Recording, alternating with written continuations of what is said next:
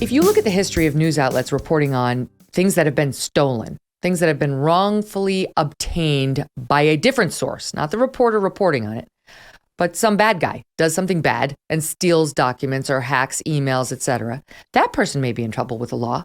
But typically the press has absolutely no problem, ethically or otherwise, in printing the things. Otherwise, we wouldn't have had Pentagon Papers or Glenn Greenwald's reporting on the Snowden documents, or all the reporting that was done, for example, when the Sarah Palin emails were hacked.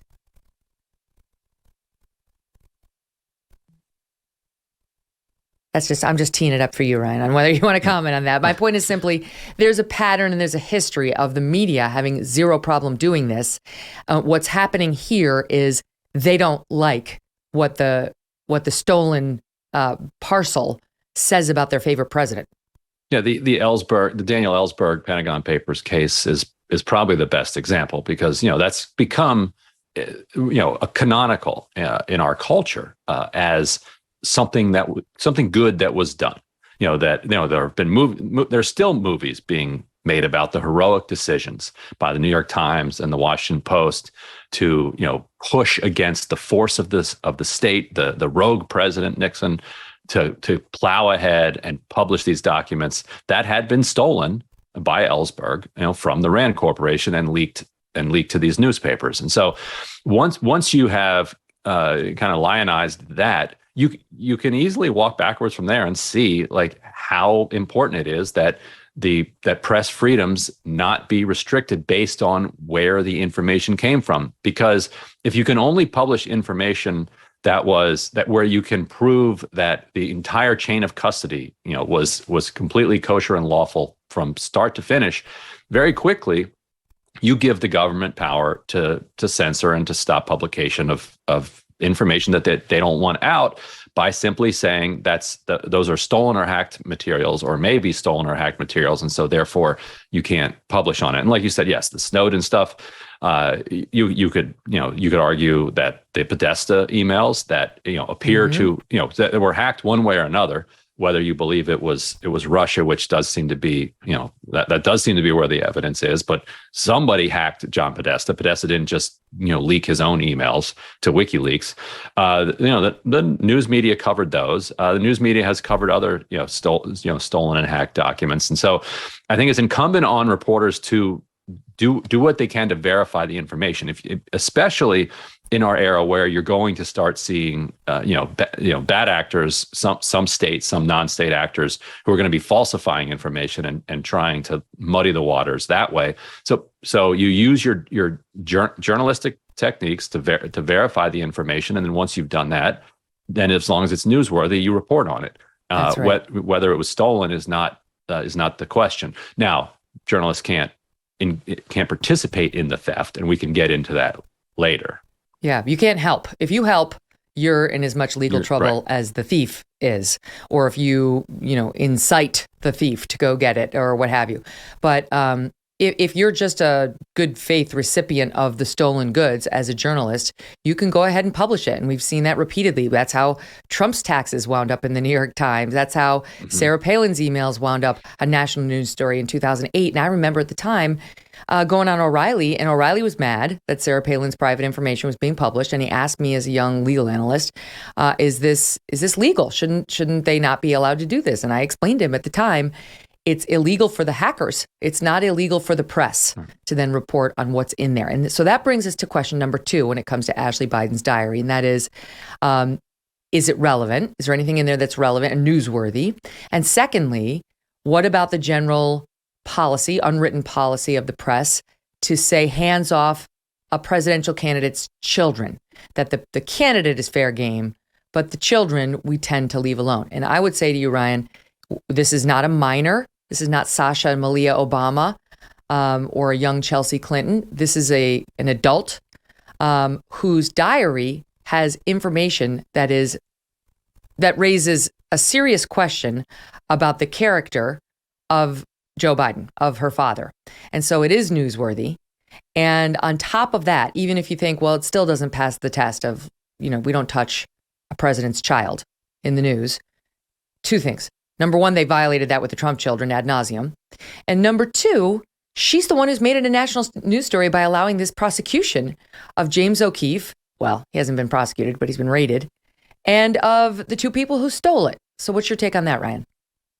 I do think that there are newsworthy components of it. And I think people can disagree about the level of the newsworthiness, because it's not exactly clear what she's saying. And she says as much in the diary. And so for people who haven't, we'll get to that. We'll get to the content in one second. So just table that. So I think the general rule should be, sure, that the children are private citizens to the extent that their private lives don't intersect with either implicating their public relatives in some type of wrongdoing, or whether they implicate some sort of corruption relative to their parents or other family members who are public. So, in other words, if she's just, let's say, going through a really difficult time in her life and going into rehab, I don't necessarily see that as something alone that is worth reporting on,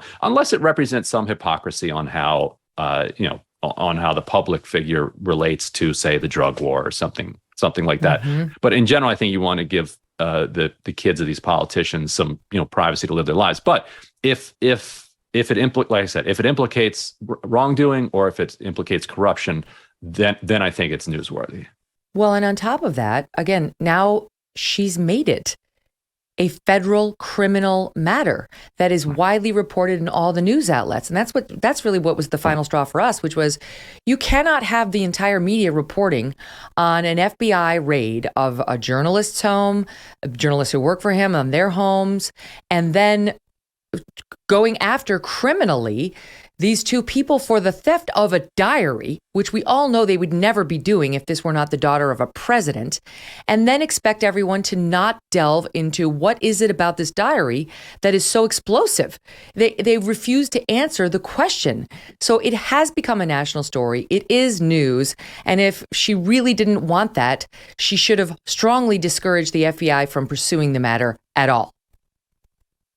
It's become a press freedom issue for sure, and I think that's separate from the contents of the subject matter discussed in the diary. But the question of whether or not the raid of Project Veritas founder O'Keefe was appropriate, and the general tenor of the kind of DOJ's posture toward this, I think is quite concerning from a press freedom perspective, because yes. Depending on, like as we were talking earlier, Project Veritas says it had no role whatsoever in the theft of the diary, that a source came to them with the diary. And if that's the case, and if there's still then a prosecution, then that ends up putting journalists across the board on notice, because you already have the precedent being set with WikiLeaks, where WikiLeaks did not participate in the hack of the documents. The only claim that they make when they're prosecuting Assange is that Chelsea Manning said, "Do you want me to look for any more information?" And Assange very carefully said, and the quote was something like, "In my experience, curious eyes never run dry." Something very close to that. That's not good enough. Which is just generally saying, look, I'm always interested in information. So if that alone, just expressing a general interest in information, counts as a criminal conspiracy to commit hacking, and that puts you as somebody who's now a collaborator in this crime, then any journalist who's receiving information from a source and asking for ways to verify it and otherwise doing what is generally considered to be basic reporting can now be criminalized. Yeah, is guilty. And we have to talk about chilling effect. All right, Joel, so the other piece of it is that I mentioned just a moment ago was the media's glee in reporting on the Trump children knows no bounds. No bounds, right? Like there's been absolutely no respect afforded to them. And again, I get it. They're adults. At least one of them actively participated in the administration. But it goes beyond, did Donald Trump Jr. coordinate with the Russians? Did Ivanka Trump belong at whatever summit? They've got Mary Trump the cousin of the Trump kids, running around on every show and in every publication to push her book, which has sold somewhere over 1 million copies, I believe, talking about who the Trump children are and what kind of a father Donald Trump was. How he wasn't, I went just like one Google search before I came on the air, that the children, this is from Mary Trump, they believe the way to get their father's attention is through cruelty and subservience. The Guardian reporting about how Trump was a distant father who never changed diapers and instead encouraged the children, blah, blah, blah. We could keep going. But this has been totally fair game with the adult children of Donald Trump without any ethical or moral pause. I think that's correct. I think there is a double standard, and it's reinforced all the time. This week, we saw the New York Attorney General, Letitia James, sue the Trump children over real estate valuations. Meanwhile, conservatives and perhaps Americans in general are asking when there's going to be some sort of legal action about Hunter Biden's lobbying and his overseas business interests, which don't really seem to have led prosecutors to any civil or criminal prosecutions or suits. So there is definitely a double standard. I will say that my entry into this story is very much on the First Amendment free speech side and less on the question of the substance of what Ashley Biden wrote, because this issue really exploded, I think, as a First Amendment issue, not just because of the FBI raid last November at O'Keefe's home, although that was important, but because after that raid, the New York Times started publishing legal memos that were written to James O'Keefe by his attorney, and they didn't say where they got those.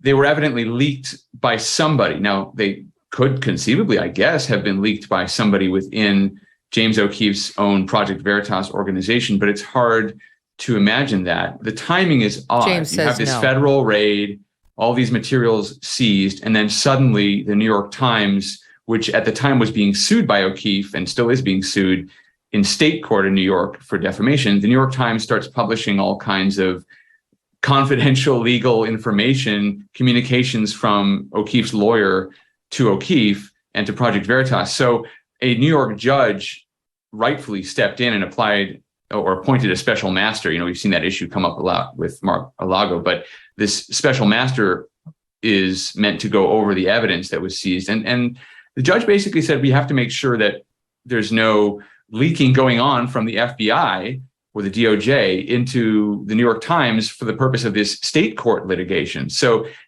it's really not just about the federal authorities violating press freedom potentially by going after O'Keefe and targeting him for what he was publishing or what he had in his possession, because Project Veritas didn't actually end up publishing Ashley Biden's diary or running a story about it. That happened elsewhere. And I'm sure we'll talk about that in a minute. But it's also a question about the New York Times getting access to confidential information about the plaintiff in a lawsuit against the Times. And it looks like that information had to have come, or very likely came, from a government source. Have you ever had a friend who's just naturally talented at things? They pick up a sport, a hobby, or something, anything, and they immediately become good at it. They make it look super easy.